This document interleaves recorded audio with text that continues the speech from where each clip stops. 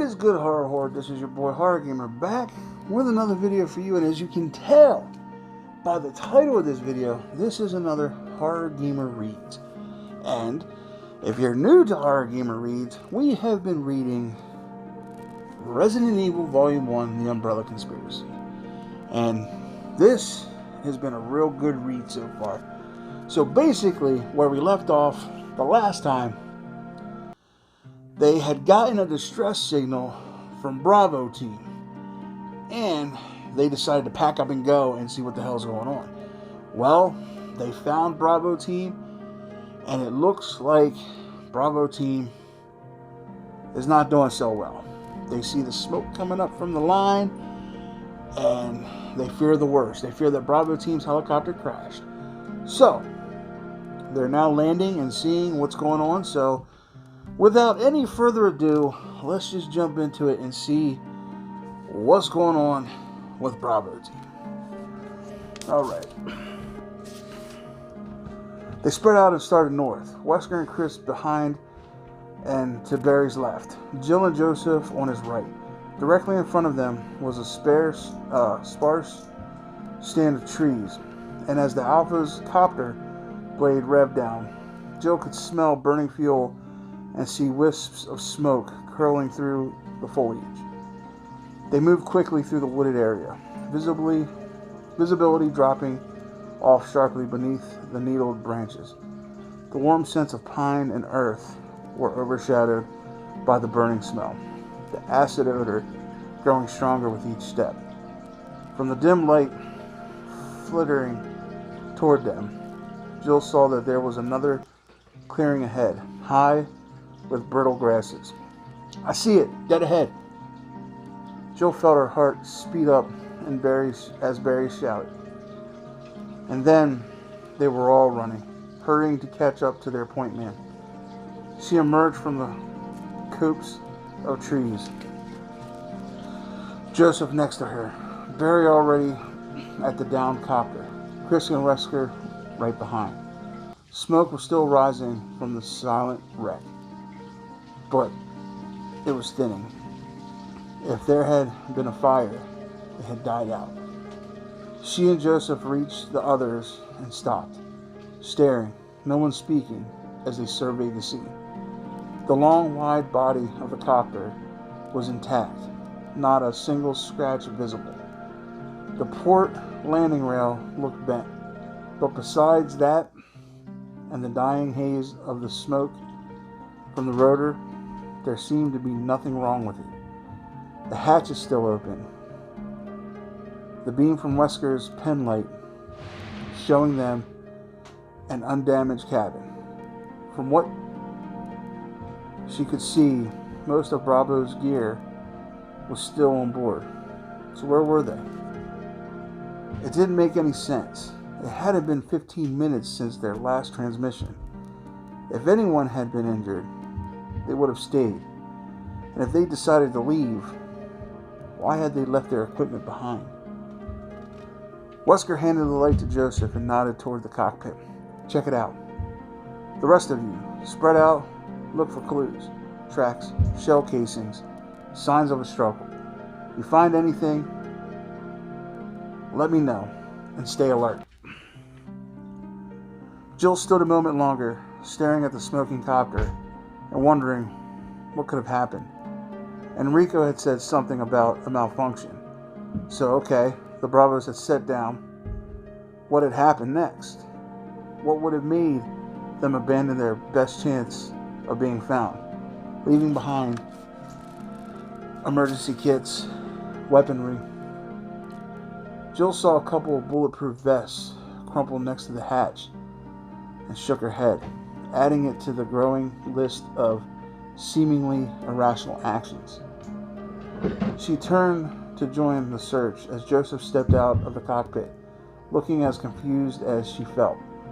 She waited to hear his report, and as he handed the light back to Wesker, struggling nervously. "I don't know what happened. The bent rail suggests a forced landing, but except for the electrical system, everything looks fine." Wesker sighed, then raised his voice so the others could hear. "Circle out, people, 3 meters apart. Widen as we go." Joe moved over to stand between Chris and Barry, both men already scanning the ground at their feet as they slowly moved east and northeast of the helicopter. Wesker stepped into the cabin, probing the darkness with his penlight. Joseph headed west. Dry weeds crackled underfoot as they widened their circles. The only sound in the still warm air, except for the distant hum of the Alpha helicopter engine. Jill used her boots to search through the thick ground cover, brushing the tall grasses aside with each step. In another few moments, it'd be too dark to see anything. They needed to break out the flashlights. Bravo had left theirs behind. Jill stopped suddenly, listening. The sighting, crackling steps of the others, the faraway drone of the copter, and nothing else. Not a chirp, a chitter, nothing. They were in the woods, in the middle of summer. Where were the animals, the insects? The forest unnaturally still. The only sounds human. For the first time since they'd sat down, Jill was afraid. She was about to call out to the others when Joseph shouted from somewhere behind them, his voice high and crackling. "Hey, over here!" Jill turned and started jogging back, saw Chris and Barry do the same. Wesker was still by the helicopter and had donned his weapon at Joseph's cry, pointing it up as he broke into a run. In the murky light, Jill could just make out Joseph's shadowy form, crouched down in the high grass near some trees, 100 feet past the copter. Instinctively, she pulled her own sidearm and double-timed, suddenly overwhelmed by a sense of encroaching doom.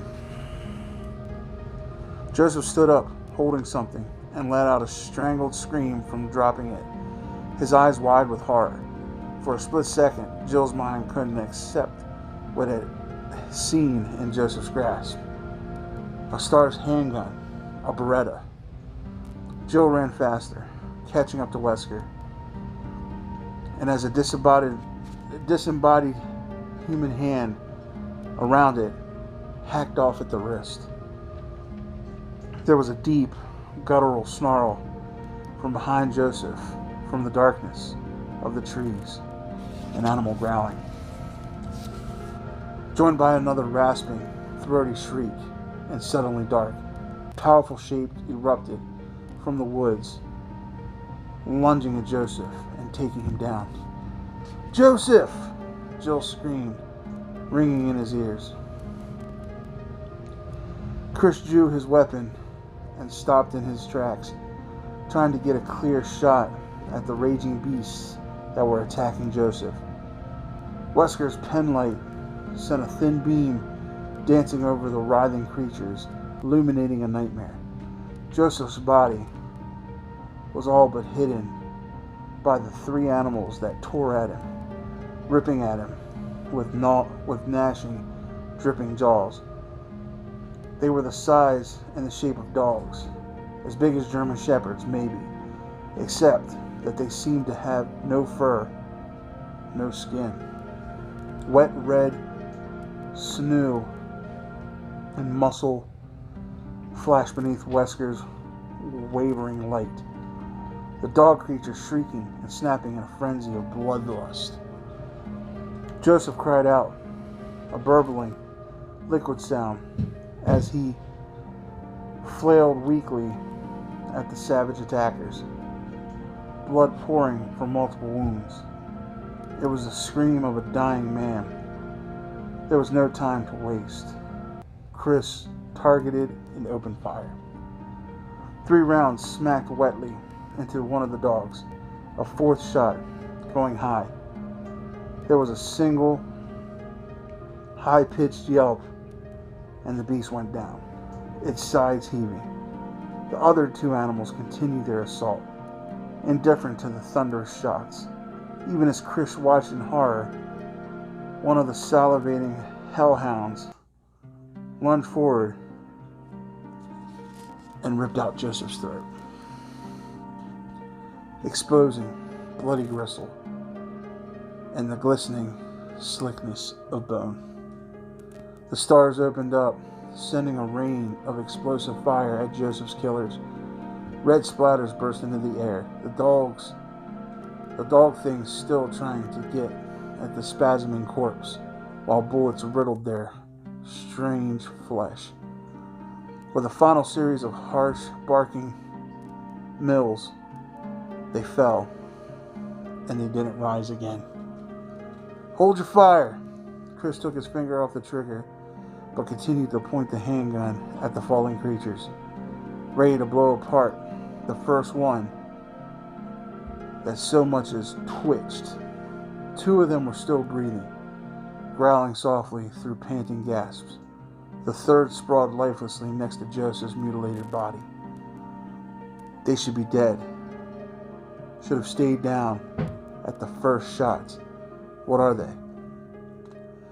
Wesker took a single step toward the slaughter in front of them, when all around deep, echoing howls filled the warm air. Shrill voices of predatory fury coming at the stars from all directions. "Back to the copter, now!" Wesker shouted. Chris ran, Barry and Jill in front of him, and Wesker bringing up the rear. The four of them sprinted through the dark trees, unseen branches slapping at them as the howls grew louder, more insistent. Wesker turned and fired blindly into the woods as they stumbled toward the waiting helicopter, its blades already spinning. Chris felt relief sweep through him. Brad must have heard the shots. They still have a chance. Chris could hear the creatures behind them now, the sharp rustling of lean, muscular bodies tearing through the trees. He could also see Brad's pale, wide-eyed face through the glass front of the copter, the reflected lights of the control panels casting a greenish glow across his panicked features. He was shouting something, but the roar of the engine drowned out everything now, the blast of wind churning the field into a rippling sea. Another 50 feet, almost there. Suddenly, the helicopter jerked into the air, accelerating wildly. Chris caught the final glimpse of Brad's face and could see the blind terror there, the unthinking panic that had gripped him as he clawed at the controls. "No, don't go!" Chris screamed, but the wobbling rails were already out of the reach. The copter pitching forward and away from them through the thundering darkness. They were going to die. "Damn you, Vickers!" Wesker turned and fired again, and was rewarded with a sequel of pain from one of their pursuers. There were at least four more close behind, gaining on them rapidly. "Keep going," he shouted, trying to get his bearings as they stumbled on, the piercing shrieks of the muted dogs urging them faster. The sound of the helicopter was dying away, the cowardly Vickers taking their escape with him. Wesker fired again, the shot going wide, and saw another shadowy form join the hunt. The dogs were brutally fast. They didn't stand a chance. Unless... the mansion!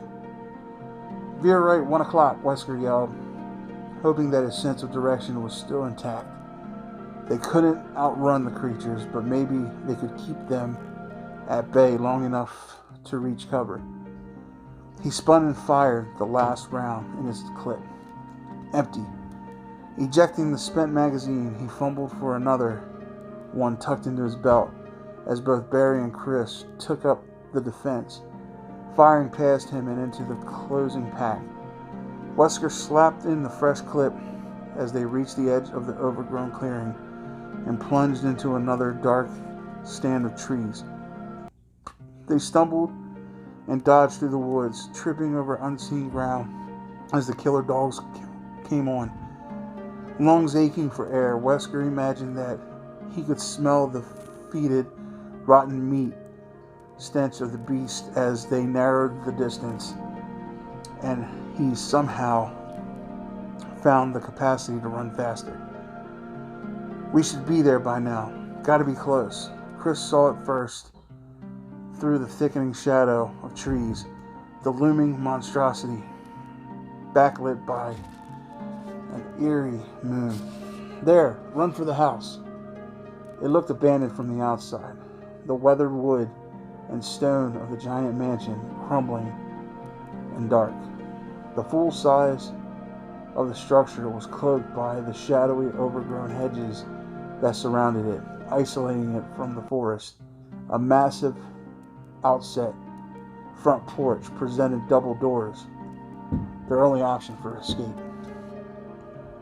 Wesker actually heard the snap of powerful jaws behind him and fired at the sound, intuitively squeezing the trigger as he ran for the front of the mansion. A gurgling yelp, and the creature fell away. The howls of its siblings, louder than ever, raised to a fever pitch by the thrill of the chase. Jill reached the doors first, slamming into the heavy wood with one shoulder as she snatched at the handles. Amazingly, they crashed open. Brightness spilled out across the stone steps to the porch, lighting their path. She turned and started firing, providing cover as the three gasping men ran for the opening in the darkness. They piled into the mansion, Jill diving